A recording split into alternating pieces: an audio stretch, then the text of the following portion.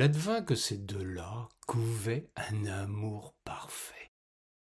Il n'était guère possible de les surprendre avec le moindre désaccord. D'ailleurs, jamais l'un des deux n'avait volé dans les plumes de l'autre, tandis que personne n'avait surpris la moindre prise de bec entre ces deux-là. Pourtant, lui n'avait de cesse de l'appeler ma cocotte, tandis qu'elle, pour rester sur le même registre, aimait à le nommer mon beau coq. Les humains aiment ainsi à adopter un registre pour fixer un cap à leur existence. Le leur était tout tracé. Ils donnaient dans le lexique aviaire au point même qu'ils baptisèrent leur demeure notre petit nid douillet.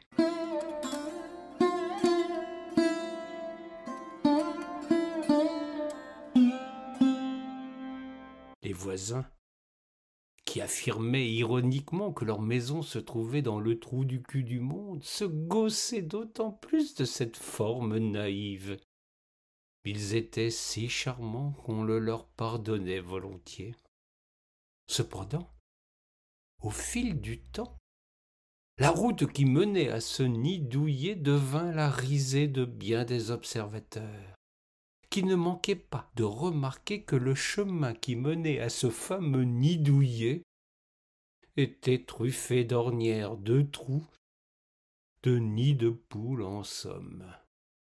Les gens sont aisément mesquins quand les circonstances leur tendent ainsi la perche.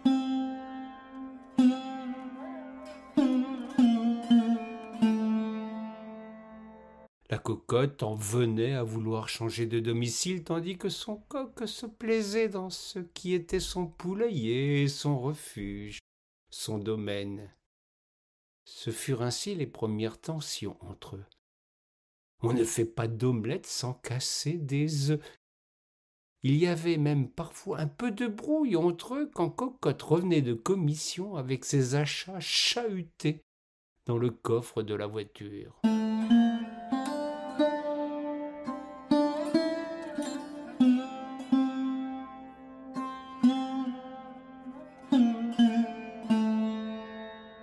Coq, quant à lui, restait sur son compte à soi. Il faut dire qu'il travaillait sur place et n'avait guère à prendre cette route qui se transformait au fil du temps en champ de labour. Les griefs se multipliaient entre eux. Cocotte rentrait toute cotine, n'en pouvant plus de ce cloaque, véritable bourbier qui la mettait dans tous ses états. Leurs démarches auprès des autorités restèrent lettre morte. Il est vrai que leur nid douillet était l'ultime demeure que desservait une route qui finissait en cul-de-sac.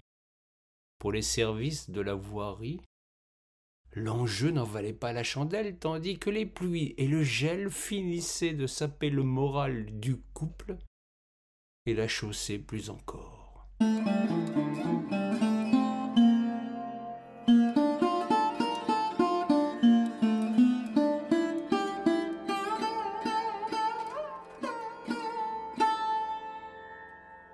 Cocotte lança un ultimatum à son beau coq. Ils prenaient tous les deux leurs ailes à leur cou, ou bien elles s'en iraient toutes seules chercher un pied-à-terre ailleurs. Devant la conviction qu'elle mit en exprimant cette menace, notre ami considéra enfin la gravité de la situation. Il en vint à marcher sur des œufs, prenant toutes les précautions du monde pour évoquer une situation qui semblait dans une impasse.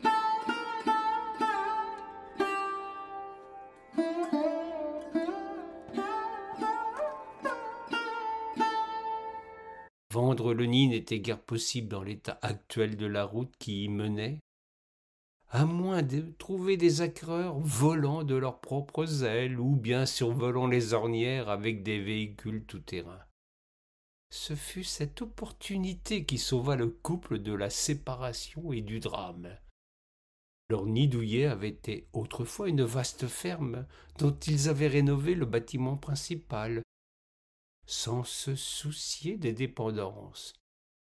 Ce sont celles-ci qui attirèrent un garagiste spécialisé dans le 4x4. Non seulement il y avait de la place pour aménager un vaste garage, mais qui plus est, la voie d'accès constituait un formidable terrain d'essai pour les amateurs de routes défoncées.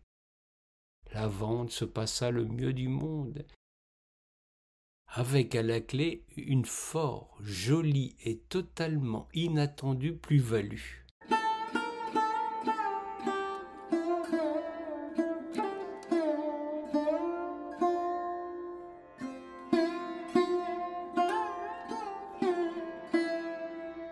Cocotte et son beau coq retinrent la leçon de cette expérience et allèrent se poser dans un endroit à l'abri de pareils désagréments.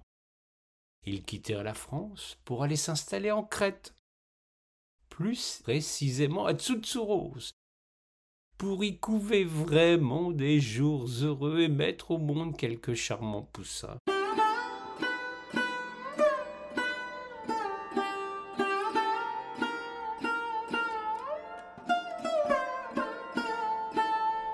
Il y a sans doute des gens prédestinés à vivre de curieuses aventures. Le beau coq était correcteur dans une grande maison d'édition, et avec lui nulle coquille n'était à craindre dans les ouvrages dont il avait la charge. Il pouvait bien travailler où il voulait. Cela ne posait aucun problème.